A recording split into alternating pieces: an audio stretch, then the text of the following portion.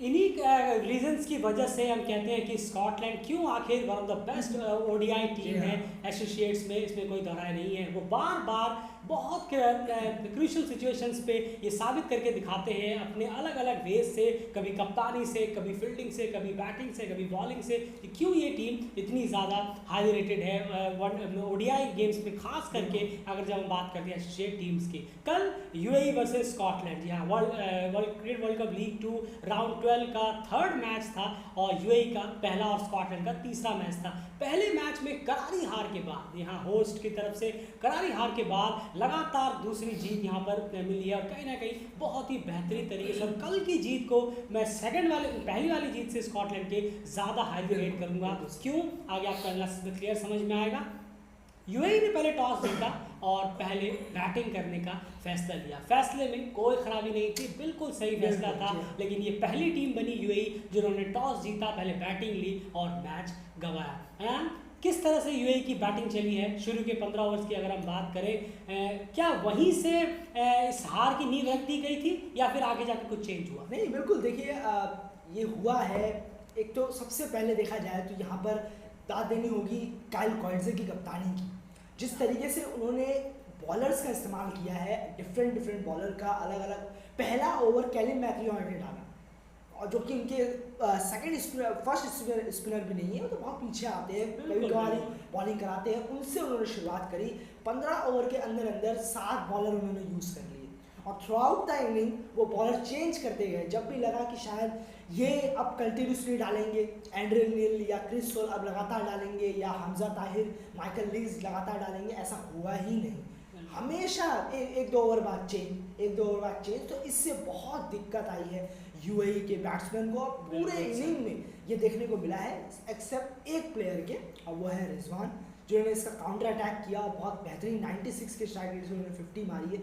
बाकी सब स्ट्रगल करते हुए नजर आए। बिल्कुल, एक चीज़ यहाँ पर और आपके माइंड में आ रही होगी कि इतने 15 ओवर में 7 बॉलर इस्तेमाल कर लिए, तो ये कौन सा कोई अच्छा मूव हो गया वगैरह वगैरह दुनिया भर का। इसमें तो ऐसा लग रहा है कि शायद उन्हें किसी से हेल्प ही नहीं मिल रही है, लेकिन ऐसा बिल्कुल भी नहीं है। यूएई का आप स्कोर देखेंगे तो यूएई का कोई ऐसा स्कोर नहीं है कि स्कॉटलैंड मैच से बाहर हो गया। 15 ओवर मेरे ख्याल से 46 रन थे। आप सोचिए 15 ओवर 46, जिस टीम के रन, ओपोनेंट के अगर रन हो तो फिर कप्तान क्यों 7 बॉलर चेंज करेगा? वो इसीलिए है 7 बॉलर चेंज करने का ही आपको जो वो फायदा है ना, वो 15 ओवर 46 रन वो क्लियर नजर आ रहा है। उन्होंने किसी भी बैट्समैन को ये मैसेज नहीं दिया कि अच्छा इसकी बॉल ऐसी आ रही है तो मैं अब तैयार हूँ, अब मैं इसके लिए हिटिंग करूंगा। जैसे ही बैट्समैन तैयार हो रहा था कि हाँ अब मैं समझ गया हूँ, अब इनकी बॉल ऐसी आएगी, उन्होंने तुरंत बॉल मार। बिल्कुल यही। और यूएई की एग्रेसिव मोड को, अभी जो हाल फिलहाल में यूएई ने काफी एग्रेसिव मोड से क्रिकेट खेला है, उस मोड को काइल कॉइट्ज़े ने अच्छे से परखा और उसके हिसाब से ये जो कप्तानी है, जो बॉलिंग रोटेशन है, ये उन्होंने की है। एंड इस इनिंग में रिजवान और चिराग सूरी टॉप स्कोरर रहे हैं, दोनों ने ड्यूटी लगाई है। चिराग सूरी की इनिंग को आप किस तरह से देखेंगे? ओपनर आए, ऐसा कुछ पिच में इतनी मदद नहीं मिल रही थी स्कॉटलैंड के बॉलर्स को कि एकदम मतलब बैट्समैन खड़ा भी ना हो पाए। हाँ। वहाँ पर 121 बॉलों में 69 रन, 57 की स्ट्राइक रेट, ये क्या दर्शा रहा है? बिल्कुल देखिए, ये एक तो कहना होगा कि क्या वो नहीं ढूंढ पा रहे थे। शुरू में जब हमने मैच देखा, शुरू के 15-20 ओवर जब हमने शुरू किया मैच देखना, उसके वहाँ पर वो गैप ही नहीं ढूंढ पा रहे हैं।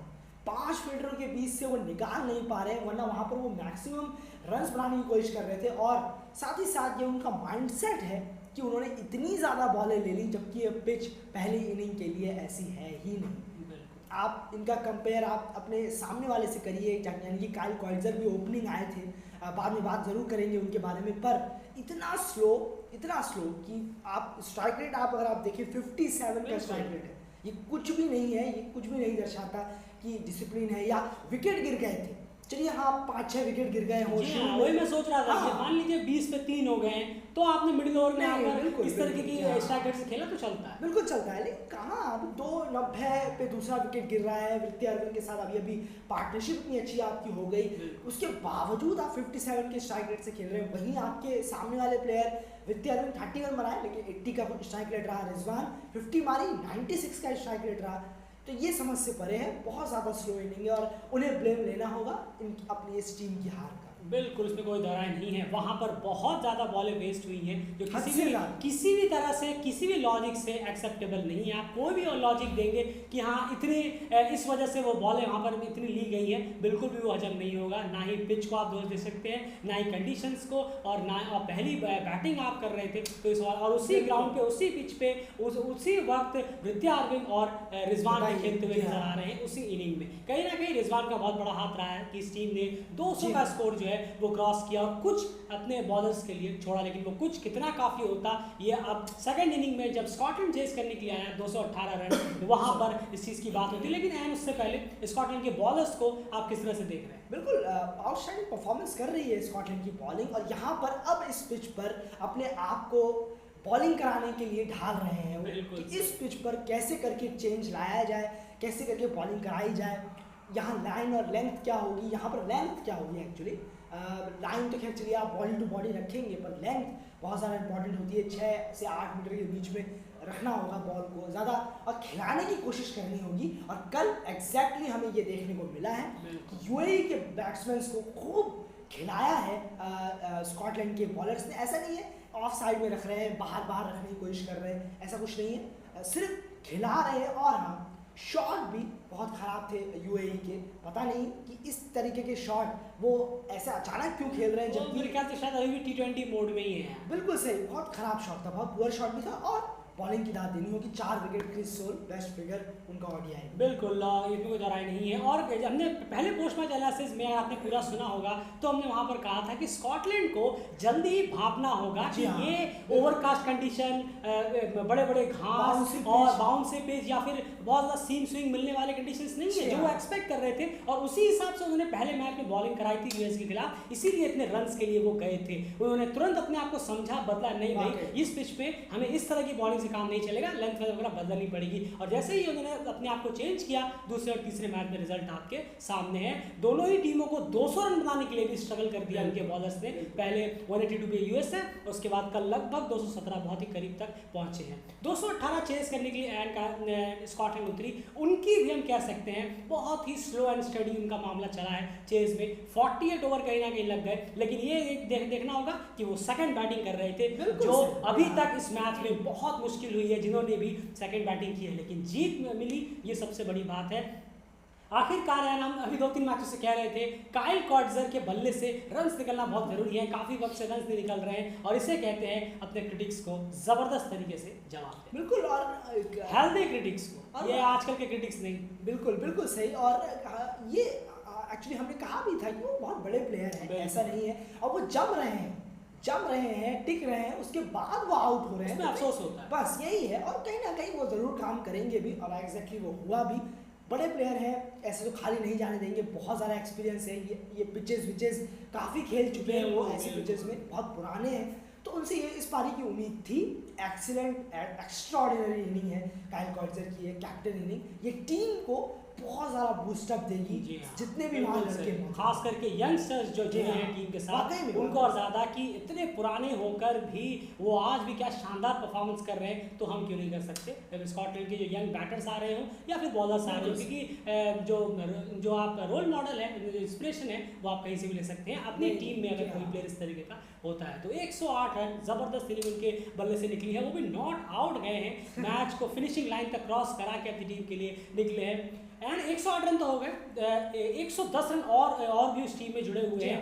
कौन सी एक छोटी सी इनिंग आप मानते हैं काइल कॉड्जर के साथ साथ चली है, उसको भी हमें नज़रअंदाज नहीं करना चाहिए। बिल्कुल, देखिए टीम मुश्किल में तो थी, 100 रन के अंदर 5 विकेट गिरा दिए, 88 के अंदर 5 विकेट हो गए, कोई चले नहीं, और कोई ब्लेम नहीं है, होता है क्रिकेट में। अभी तो बैडमिंटन और इन लोगों ने रन बनाए हैं, कोई दिक्कत नहीं है, किसी और प्लेयर को स्टेप अप करना होगा। तो आज एग्जैक्टली माइकल लीस ने वो साथ दिया है, 47 भी थी। बिल्कुल, हम लगातार मैच प्रीव्यूज में कह रहा था ये, बिल्कुल, और बिल्कुल उम्मीद थी। बहुत अच्छा ऑलराउंडर है, ऐसी बात नहीं है, और नीचे आके बहुत ही अच्छी बैटिंग करते हैं ओडीआई में वो, और एग्जैक्टली उन्होंने आखिरकार इस मैच में दिखाई दिया। 47 रन उन्होंने बनाया, वो पार्टनरशिप काइल कॉड्जर के साथ 100 अबव की जो पार्टनरशिप थी, बस वही मैच को ले गई। बहुत ही काम और स्मूथ ये सिचुएशन था। अगर कहते कि चिराग सूरी के सामने होता तो समझ में आता, लेकिन यहाँ पर भी काइल कॉड्जर ने 76 के स्ट्राइक रेट से रन बनाया है, ना कि 50 रन के स्ट्राइक रेट से।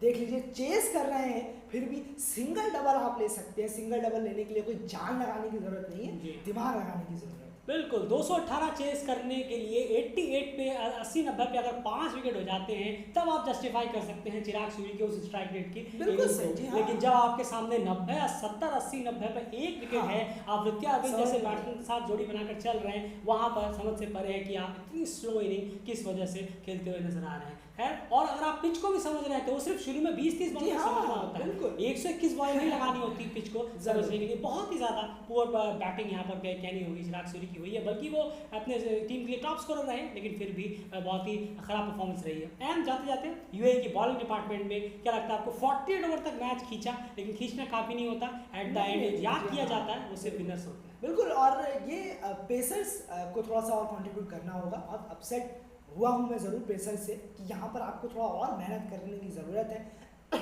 माफ़ कीजिएगा, विकेट निकालने की ज़रूरत है। जी आपके स्पिनर यहाँ आकर विकेट निकाल रहे हैं, कोई बात नहीं, विकेट निकाल रहे हैं, विकेट ज़रूरी है टीम के लिए, पर पेसर्स का चलना भी ज़रूरी है क्योंकि वो अर्ली स्ट्राइक्स, बिल्कुल अर्ली स्ट्राइक्स मिलेगा। और साथ ही साथ जब मिडिल ओवर में जब दोबारा आपका स्पिन आएगा, जब पुरानी बॉल हो जाती है तो उससे विकेट निकालना होगा, वो करना होगा ताकि दूसरी टीम पे प्रेशर बने। देखते हैं अगले मैच में क्या होगा। बिल्कुल, फिलहाल इस एनालिसिस में इतना ही। यहाँ पर स्कॉटलैंड की 2 जीत हो चुकी है 3 में से, और उम्मीद है कि तीसरी जीत के साथ वो इसमें 3-1 से इस राउंड को कंप्लीट कर। यूएई को देखना होगा किस तरह से वो बाउंस बैक करते हैं, खास करके स्कॉटलैंड के खिलाफ सेकंड मैच में, और यूएसए के खिलाफ भी 2 मैचेस उनके होने हैं। नीदरलैंड्स की अगर हम बात करें तो जी हाँ, कल काफ़ी बारिश की वजह से काफ़ी देर रात मैच वहाँ पर कंप्लीट हुआ, लेकिन बहुत ही कंफर्टेबल विन वहाँ पर वेस्ट इंडीज़ को मिली। बैट्समैन का अच्छा एफर्ट था, जिनके बॉलर्स के पुअर और बहुत ही खराब एफर्ट ने पूरी तरह से वेस्ट कर दिया, और 7 विकेट से वेस्ट इंडीज को एक तरफा मैच, जो लग रहा था कुछ हो सकता है, लेकिन एक तरफा मैच एट द एंड बन के रह गया। शाई होप की शानदार इनिंग रही है, एंड शाई होप के बारे में आप कह रहे थे कि कम से कम अब इनको यहाँ तो चलना चाहिए, और चल गए। बिल्कुल, जल्दी से बात कर लेते हैं। बिल्कुल, बहुत अच्छे प्लेयर हैं वो वाइट बॉल में, और काफ़ी रन भी वो बना चुके हैं, 50 का उनका एवरेज, और बहुत पसंद भी है, बहुत कैलकुलेटिव बैट्समैन है, एक डिसिप्लिन बैट्समैन है, तो उनसे उम्मीद रहती है वो रन करे, ऐसे खाली ना जाए। तो बहुत अच्छा लगा कि उन्होंने ये सेंचुरी मारी, बहुत सही। बिल्कुल, और ओडिया में डेब्यू कर रहे थे कल, तेजू शायद उनका नाम है, जी हाँ, ओडिया में डेब्यू करते हुए 50 मारी उन्होंने, और फुल मेंबर्स के खिलाफ ये सबसे हाईएस्ट स्कोर है ओडिया में डेब्यू करते हुए किसी भी एसोसिएट प्लेयर का। तो आप सोच सकते हैं बेहतरीन इनिंग उनकी कल रही है, अप्रिसिएशन की बनती है। फिलहाल इस वीडियो में इतना ही, लेकिन हाँ, सेकंड और थर्ड मैच की पोस्ट मैच एनालिसिस जरूर आपके सामने लाएंगे। बारिश की वजह से बहुत लेट हो गया था, और इसी वजह से वो वीडियो एनालिसिस का नहीं आ पाया। चैनल को सब्सक्राइब जरूर करिए, वीडियो को लाइक करिए एफर्ट के लिए, और लगातार एशिया क्रिकेट आपके सामने प्रेजेंट करते रहते हैं, एनालिसिस